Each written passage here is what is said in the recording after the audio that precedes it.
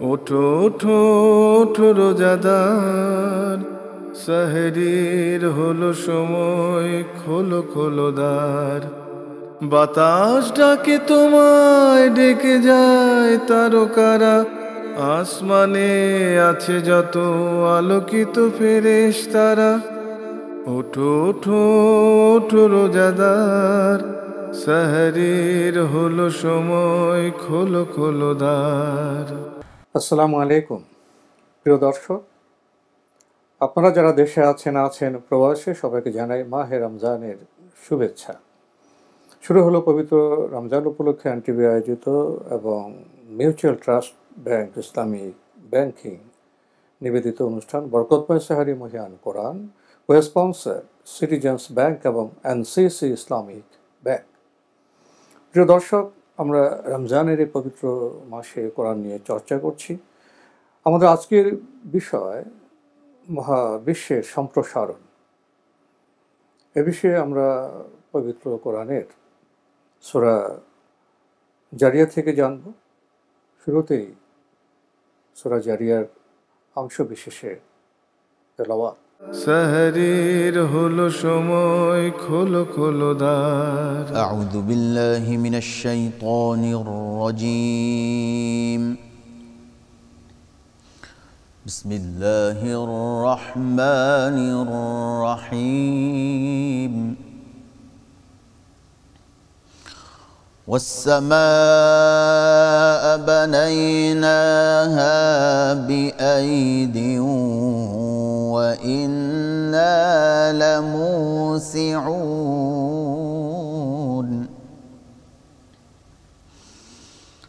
والأرض فرشناها فنعم الماهدون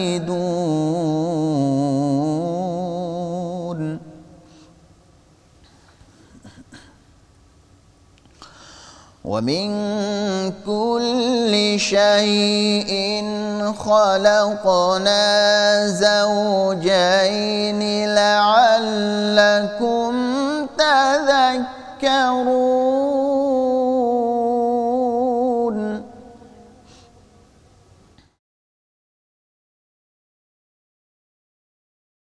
والسماء بنيناها بأيد وإنا لموسعون والأرض فرشناها فنعم الماهدون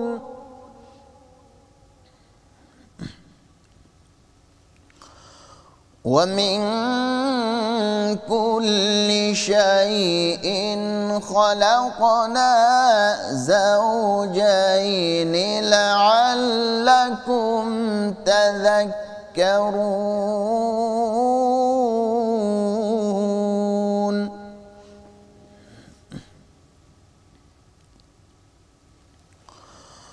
ومن كل شيء خلقنا زوجين لعلكم تذكرون ففروا إلى الله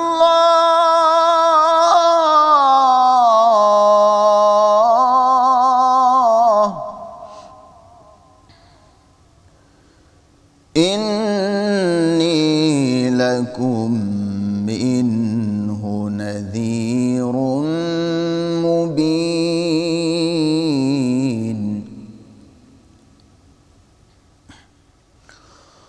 ومن كل شيء خلقنا زوجين لعلكم تذكرون ففروا إلى الله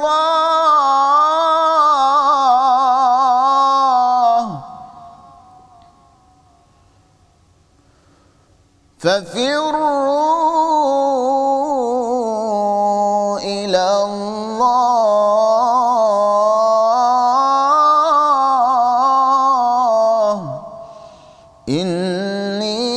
لكم منه نذير مبين صدق الله العظيم প্রিয় দর্শক, আমরা পবিত্র কোরআনের তেলাওয়াত শুনলাম। এই আয়াতে মহাবিশ্বের সম্প্রসারণ প্রসঙ্গে কথা বলা হয়েছে। মহাবিশ্ব সম্পর্কে বিজ্ঞানীদেরও ধারণা সবসময় একরকম ছিল না। মত পার্থক্য, মত বৈচিত্র্য লক্ষ্য করা যাচ্ছে।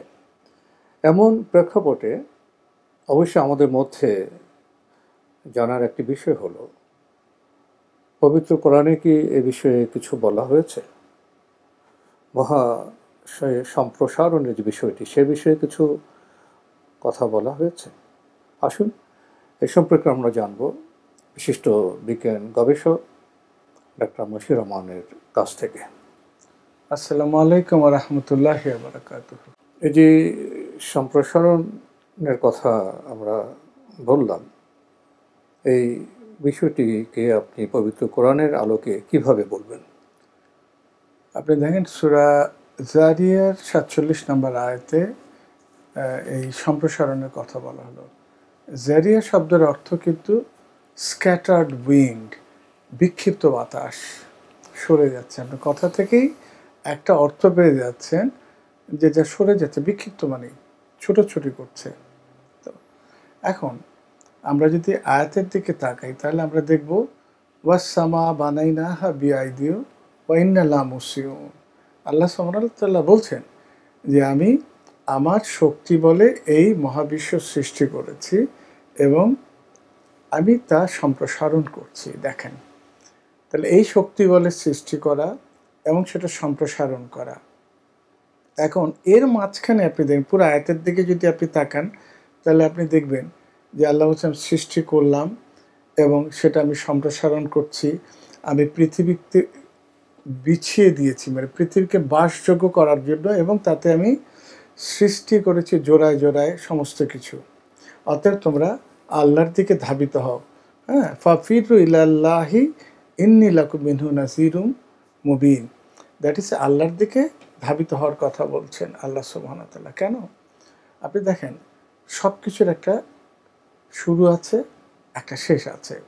তাহলে এই আয়াতটির থেকে যদি আমরা একটু পিছের দিকে যাই, আগেরকার বিজ্ঞানীরা তারা কি এরকম কিছু মনে করতো যে ইউনিভার্সটা সম্প্রসারিত হচ্ছে?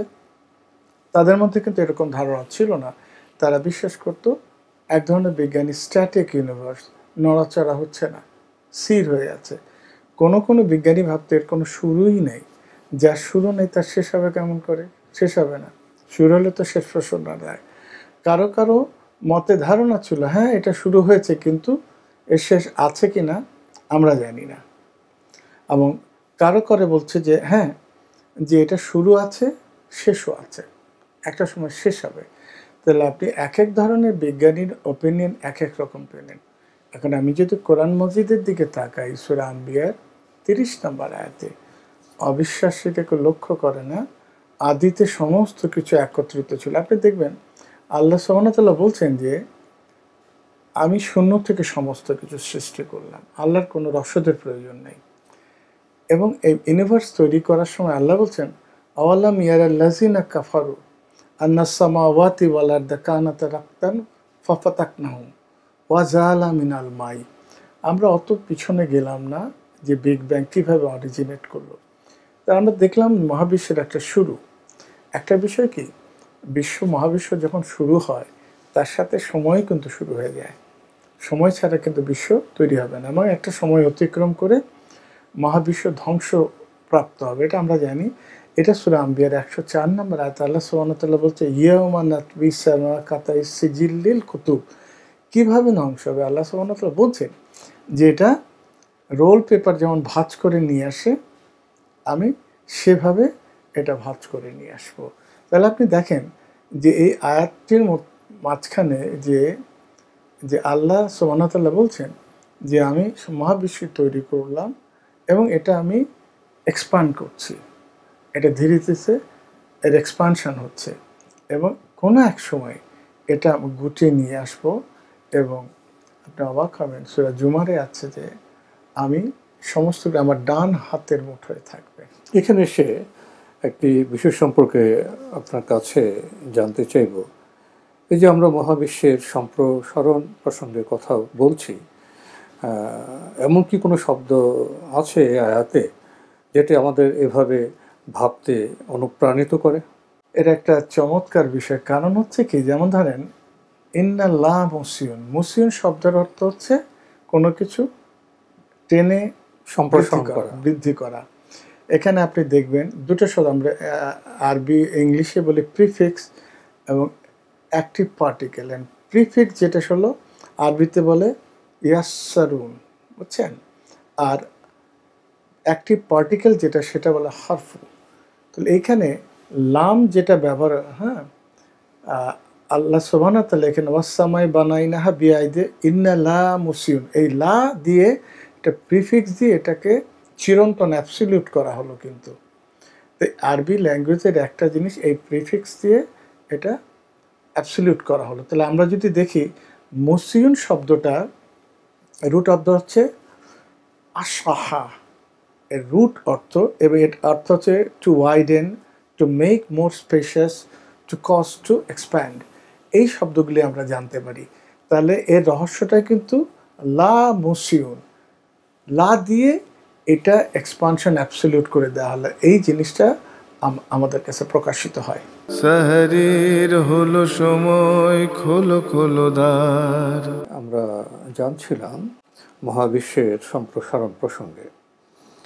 পবিত্র কোরআন তো আমাদের মহাবিশ্বের সম্প্রসারণ প্রসঙ্গে কথা বলছে, বার্তা দিচ্ছে, কিন্তু এ বিষয়ে বিজ্ঞানের পর্যবেক্ষণ কি? বিজ্ঞান কি বলছে মহাবিশ্বের সম্প্রসারণ হচ্ছে? আর বিজ্ঞান যদি এমন কথা বলে তাহলে তারা কিভাবে বুঝতে পারলো পৃথিবী সম্প্রসারিত হচ্ছে? একটা বিষয় হচ্ছে কোনো কিছু যখন আপনি দেখবেন ছুটে যায় গ্র্যাভিটির জন্য, সেটা কিন্তু এটা আস্তে আস্তে স্লো ডাউন হয়, তার স্পিড কিন্তু কমে আসে। কিন্তু এই ক্ষেত্রে যখন ইউনিভার্স ফর্মেশন হলো, এক্সপ্লোশন হলো, দ্যাট ইজ, এবং এটা সরে যাচ্ছে, এটা ধারণা কর যদি হতো যে এক্সপানশন বলে যে কোনো কিছু যখন সরতে থাকে গ্র্যাজুয়ালি তার স্পিড কমতে থাকে। এই এক্সপ্যানশন ইউনিভার্সগুলি এবং ধরো যে বিভিন্ন গ্যালাক্সিগুলি সরে যাচ্ছে, ক্রমাগতভাবে তাদের কিন্তু স্পিড বেড়ে যাচ্ছে।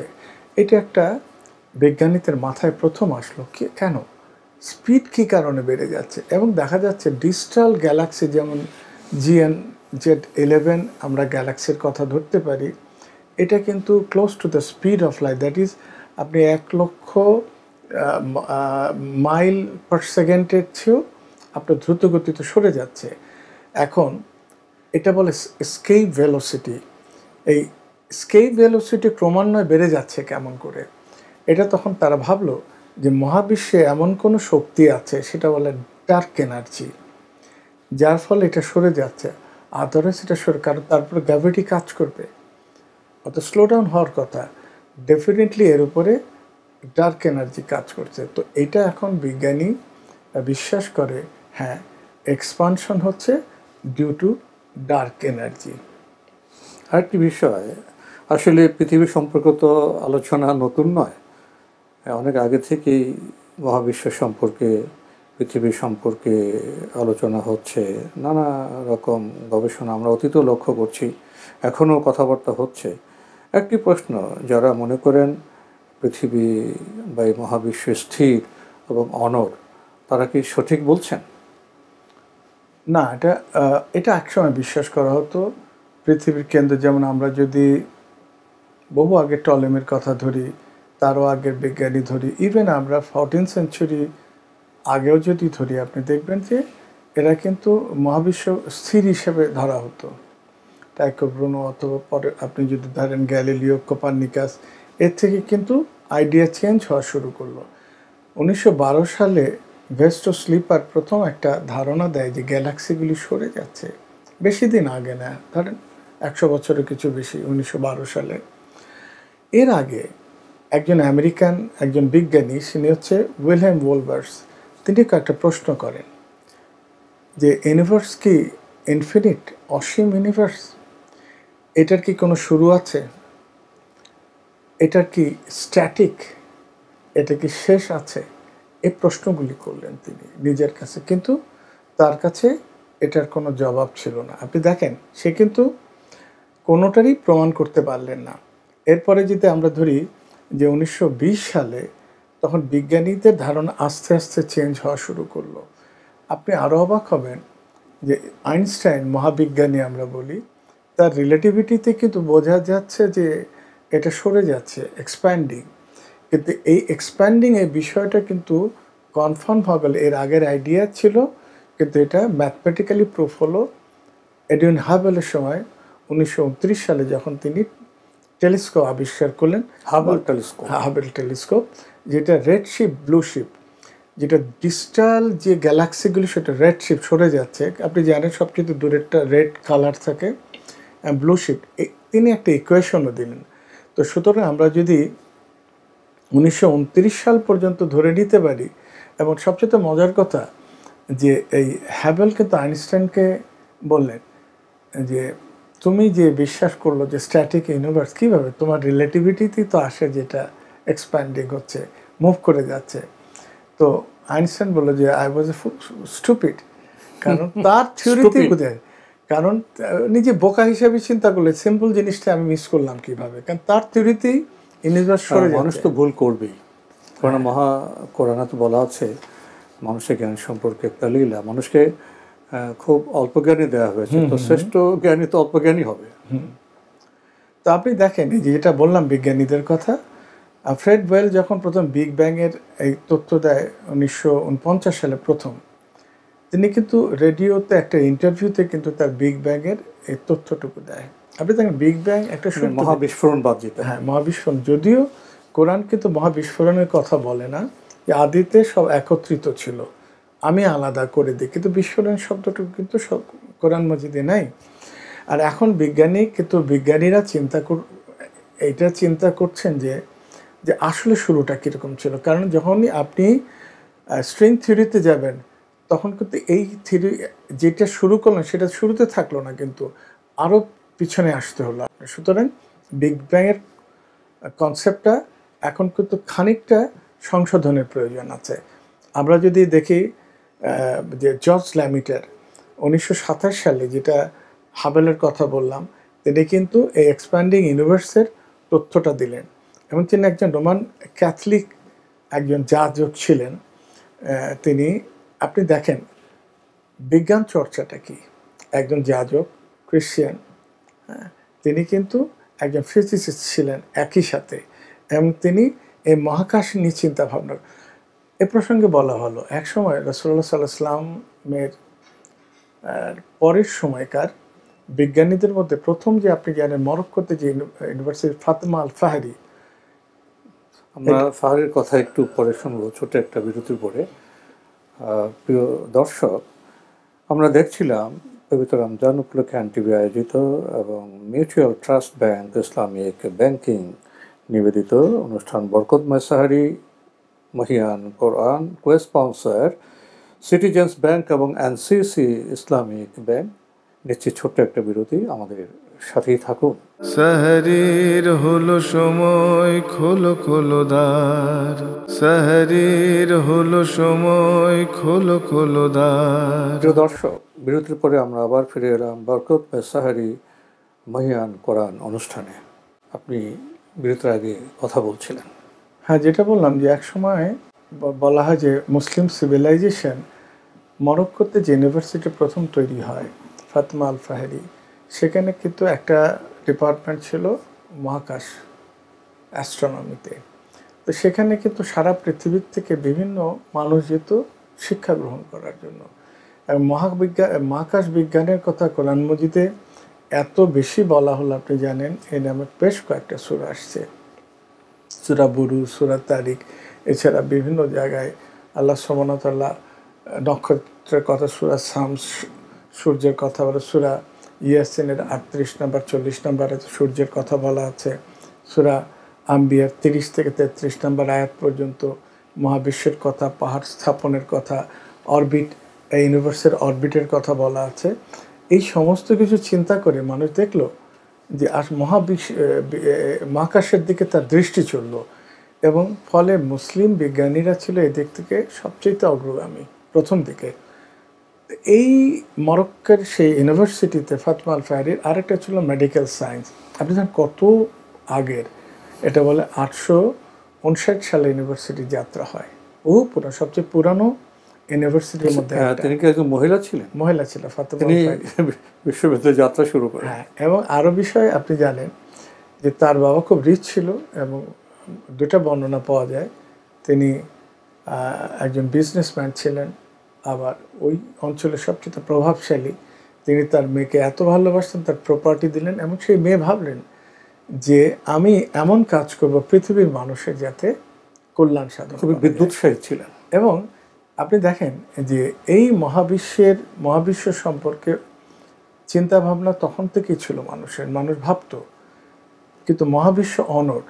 আপনি দেখেন যখনই আকাশের দিকে তাকান, আমি বললাম সূরা মুলকে আল্লাহ সুবহানাহু ওয়া তাআলা বলছেন 3 নম্বর আয়াতেই, তুমি তাকাও, কোনো কি অসঙ্গিত দেখতে পাও? কোনো অসঙ্গিত না। তাহলে আল্লাহ সুবহানাহু ওয়া তাআলা নিজে ইনসিস্ট করছেন তুমি এদিকে তাকাও এবং লক্ষ্য করো। এবং সূরা মুহাম্মদের 24 নম্বর আয়াতে আল্লাহ সুবহানাহু ওয়া তাআলা বলছেন যে তুমি কি খুব মনোযোগ দিয়ে রিসার্চ করবে না, মনোনিবেশ করবে না, না অন্তর তালা মেরে রাখবে? তো এই সমস্ত বিষয় আপনি খেয়াল করে দেখবেন যে বিজ্ঞানীরা, এখনকার বিজ্ঞানী মুসলিম, আপনি কিন্তু সেভাবে মুসলিম ওয়ার্ল্ডগুলোতে আপনি সেভাবে রিসার্চ ওরিয়েন্টেড কাজগুলি দেখবেন না, কারণ পিছনে আপনি স্প্যানিশ সিভিলাইজেশন। কীভাবে আপনার বিজ্ঞান মনস্ক হব? আমরা তো সেভাবে কোরআন মনস্কই হতে পারিনি। এক্স্যাক্টলি। আরেকটি বিষয়ে যেতে চাইবে আপনার কাছে। আমরা তো এতক্ষণ মহাবিশ্বের সম্প্রসারণ সম্পর্কে আপনার কাছ থেকে বেশ কিছু কথা জানলাম। কোরআন কি বলছে, বিজ্ঞান কি বলছে, সে বিষয়ে আমরা অবগত হলাম। এখন একটু শুরুর দিকে যেতে চাই। মহাবিশ্বের সৃষ্টি কিভাবে হয়েছে এ ব্যাপারে বিভিন্ন সময়ে বিজ্ঞানীদের ধারণা কী ছিল, এবং আসমানি কিতাব কোরআন এই পৃথিবীর সৃষ্টি সম্পর্কে, মহাবিশ্ব সৃষ্টি সম্পর্কে আমাদের কি বলছে? আপনি সমস্ত বিজ্ঞানী যদি ধরেন, আপনি 1929 সালের আগ পর্যন্ত, 1912 বলা ভালো, এর আগ পর্যন্ত যত বিজ্ঞানী ছিল পৃথিবীতে, অলমোস্ট সবাই কিন্তু একটা ধারণা পোষণ করত, এই মহাবিশ্ব অনড়, স্থির হয়ে আছে। এর বেশিরভাগ ভাবতো যে এটা অনাদিকাল থেকে এরকম ছিল, এটার কোনো ধ্বংস নাই, এরকমই থাকবে। কারণ একটা নক্ষত্রের বিহেভিয়ার কিন্তু তারা জানতো না, এবং নক্ষত্রগুলি স্টার কম্পোজড অফ হাইড্রোজেন। আপনি জানেন একটা স্টার যখন হাইড্রোজেনতে কম্পোজড হয়, এটা যদি সূর্যের প্রায় 10 গুণ এর যদি ভর বেশি হয়, তাহলে কিন্তু সে তার বিবর্তনের একটা জায়গায় একটা ব্ল্যাক হোল তৈরি করে। তো তখনকার দিনের প্রাচীন আমরা কিন্তু ব্ল্যাক হোলের খবর জানি অনেক পরে, 1975 সালে। ব্ল্যাক হোলের কথা প্রায় শোনা যায়, যদি একটু ব্যাখ্যা করতেন আমাদের দর্শকদের জন্য। ব্ল্যাক হোল হলো কি, মহাশূন্যের একটা কৃষ্ণ গহ্বর, যদি বাংলায় বলি, এটা ডাম্পিং স্টেশন। এটা সূরা ওয়াকিয়ার 75-76 নম্বর আয়াতে আল্লাহ, ফালা উকসিমু বিমা ওয়াকিন নুজুম, শপথ, I swear by the setting place of stars, সেই পতন স্থানের আমি শপথ করছি, আল্লাহ সুবহানাহু ওয়া তাআলা বলছেন। এটা অত্যন্ত গুরুত্বপূর্ণ শপথ, যদি তোমরা তা জানতে। আপনি দেখেন আসলে বর্তমান সময়ে তো আপনার যে ব্ল্যাক হোল, বা আপনি যেটা বললেন বাংলা অনুবাদ কৃষ্ণ গহ্বর, এটা নিয়ে তো উৎসাহের শেষ নেই। এবং প্রখ্যাত যে ব্রিটিশ বিজ্ঞানী স্টিফেন হকিং, তাও তো গবেষণা বিষয় ছিল ব্ল্যাক হোল সম্পর্কে। তিনি যদিও কয়েক বছর আগে ইন্তেকাল করেছেন। এবং ব্ল্যাক হোলের সাথে তো একটা জ্বালানির সম্পর্ক আছে, জ্বালানি নিঃসরণের সম্পর্ক আছে। তো এই ব্ল্যাক হোলের রহস্য তো আমরা তেমন উদ্ঘাটন করতে পারছি না। তো আমরা তো অন্য বিষয়ে যাচ্ছিলাম, বিশ্ব সৃষ্টি সম্পর্কে। যেটা বললাম, ব্ল্যাক হোল অনেক পরে, যেমন আপনি নক্ষত্র ফর্ম হতে হবে এবং তার একটা ভর থাকতে হবে সূর্যের চেয়ে অ্যাটলিস্ট কমপক্ষে 10 গুণ, সে তার বিবর্তনের একটা পর্যায়ে এসে একটা ব্ল্যাক হোল তৈরি করে। ব্ল্যাক হোল কী থাকে, প্রচণ্ড টেম্পারেচার, প্রচণ্ড তাপ, দ্যাট ইজ চাপ এই চাপের ফলে তার এত গ্র্যাভিটি তৈরি হয় যে এটা হলো তার কোনো বস্তুর পতনের গতি হয় আলোর গতির সমান। সেখানে অনেক এনার্জি হয়, এনার্জি থাকে। প্রচণ্ড এনার্জি। এখন আমি যেটা বললাম যে আমরা যদি অতীতের বিজ্ঞানীদের যে আলাপে ছিল, আমাদের সময় আছে 1 মিনিট। অতীতের বিজ্ঞানীর কথা ভাবি, তারা কিন্তু স্ট্যাটিক ইউনিভার্সের কথা বলতো। এখন কোরআন কি বলছে? কোরআন বিশ্ব সৃষ্টি, কোরআন বৃষ্টি সৃষ্ট সূরা আম্বিয়ার 30 নম্বর আয়াতে আল্লাহ সুবহানাহু ওয়া তাআলা বলছেন মহাবিশ্বের সৃষ্টি একটা সিঙ্গেল পয়েন্ট থেকে, যেটা সিঙ্গুলারিটি বলি। সূরা জারিয়া 47 নম্বর আয়াতে বলছে আমি এটা এক্সপ্যান্ড করতেছি। এবং আপনি সূরা আম্বিয়াতে দেখবেন কুল্লুন ফি ফালাকিন ইয়াসবাহুন, প্রত্যেক অরবিট ইউনিভার্স প্রত্যেকটা যে একটা অরবিট করে আছে। দেন আপনি দেখবেন সূরা আম্বিয়ার 104 নম্বর আয়াতে সব কিছু আল্লাহ ডিস্ট্রয় করবেন এবং প্রত্যেকের জন্য আল্লাহ তাকদীর, যেমন সূরা ইয়াসিনের 38 নম্বর 40 নম্বর আয়াতে আপনি দেখবেন সূর্যের জন্য আল্লাহ তার নির্দিষ্ট মঞ্জি নির্ধারণ করে, চাঁদের জন্য নির্ধারণ করে দেয়। এই বিষয়গুলি কিন্তু অতীতের কোনো বিজ্ঞানীদের কাছে জানা ছিল না, যেটা বর্তমান সময়ের বিজ্ঞানী, অর্থাৎ খুব বেশি দিন 50 বছর 60 বছর আগের বিজ্ঞানীদের কাছে একটা সলিড, আপনি মনে করেন পিকচারের মতো চলে আসছে, যে কোরআনে যা বলা আছে তারই ছবি আপনি দেখতে পান। এতে কোরআন যা বলছে তার বিন্দু বিসর্গ কিন্তু বিজ্ঞানের অস্বীকার করার কোনো স্কোপ। সময়ের কারণে আমাদের আজকে এখানেই শেষ করতে হচ্ছে। ডক্টর মশিউর রহমান, আপনাকে অনেক ধন্যবাদ। ধন্যবাদ আপনাকে।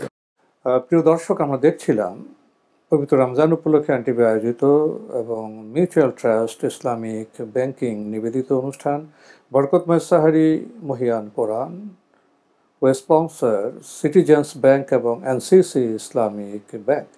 আমাদের অনুষ্ঠান আপনারা এনটিভি অনলাইনেও দেখতে পারবেন। ভিজিট করুন www.ntvbd.com। এছাড়া ইউটিউবে এবং ভেরিফাইড ফেসবুক পেজে অনুষ্ঠান দেখতে পারবেন। প্রিয় দর্শক, রমজানের এই পবিত্র সময়ে আমরা পবিত্র কোরআনকে জানার চেষ্টা করেছি। আজকে বিষয় ছিল মহাবিশ্বের সম্প্রসারণ। আমরা মহাবিশ্বের সম্প্রসারণ সম্পর্কে জানার চেষ্টা করেছি এবং প্রসঙ্গত আমরা পৃথিবীর সৃষ্টি কীভাবে হলো এবং এই সম্পর্কে বিজ্ঞানের বিভিন্ন সময়ের ধারণা তো একরকম ছিল না। পবিত্র কোরআনে বলা হয়েছে আমি মানুষকে জ্ঞানের খুব অল্প দিয়েছি। এই অল্প জ্ঞান নিয়ে আমরা চর্চা করছি। তবে পবিত্র সত্যের সন্ধান আমাদের পেতে হবে পবিত্র কোরআন থেকে। কিন্তু প্রশ্ন হলো, আমরা কি পবিত্র কোরআনকে সেভাবে চর্চা করছি, গবেষণা করছি? এই প্রশ্ন রেখে আজকের অনুষ্ঠান শেষ করছি। মহান আল্লাহ আমাদের সবাইকে নিরাপদে রাখুন শান্তিতে। আসসালামু আলাইকুম। ওঠো ওঠো ওঠো রোজাদার, সাহরির হলো সময়, খোলো খোলো দ্বার। বাতাস ডাকে তোমায়, ডেকে যায় তারকারা, আসমানে আছে যত আলোকিত ফেরেশতারা। ওঠো ওঠো ওঠো রোজাদার, সাহরির হলো সময়, খোলো খোলো দ্বার।